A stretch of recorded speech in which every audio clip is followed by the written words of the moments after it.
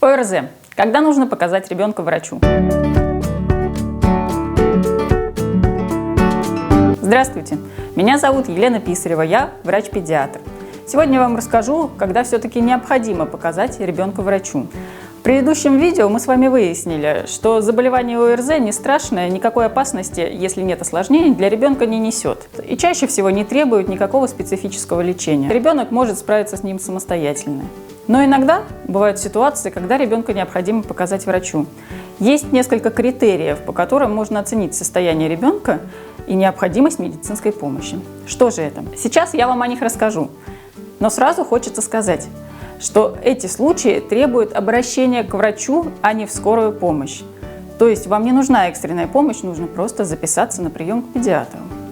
Какие же это ситуации? Первое. Температура. Мы знаем, что ребенок с ОРЗ имеет право температурить 3-4 дня. Если у ребенка температура 38,5 и выше, сохраняется более 4 дней, нужно обратиться к врачу. Вторая ситуация, когда ребенок, болеющий ОРЗ, перестал лихорадить, температура нормализовалась, но через 3-4 дня поднялась снова. Тогда тоже надо показать ребенка врачу, это может свидетельствовать о присоединении бактериальной инфекции и появлении осложнений. И третий вариант. Если вашему малышу меньше 3 месяцев и у него поднялась температура 38, нужно обязательно показаться врачу независимо от дня заболевания и от его самочувствия, даже если это было просто однократное повышение температуры, которое самостоятельно снизилось. Также есть определенные категории детей, которых нужно показывать врачу каждый раз, когда у них повышается температура.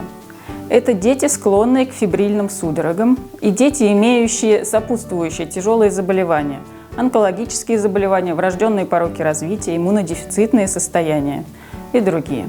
Следующая причина обращения к врачу – это боль в ухе. Все мы знаем, что ОРЗ часто осложняется отитами.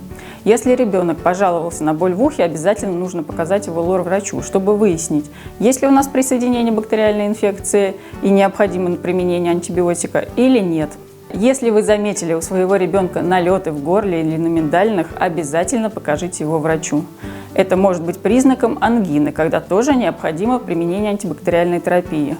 Хочется сразу сказать, далеко не все налеты в горле ребенка требуют антибиотиков. Это может определить только доктор. Что еще вас должно насторожить? Если ребенок пожаловался на то, что ему больно писать, идем к врачу, так как на фоне ОРЗ иногда развиваются инфекции мочевыделительной системы, которые необходимо лечить. Любая сыпь, которая возникает на теле ребенка при заболевании ОРЗ, также повод показать его педиатру. Что еще может нас насторожить? Это конъюнктивиты, покраснение и резь в глазах, отделяемые из глаз гнойного характера. Необходимо показать врачу. Изменение характера кашля. Если ребенок долгое время, дня 3-5, кашлял сухо, а потом вдруг у него появился навязчивый влажный кашель, он задыхается и давится, надо обратиться к врачу.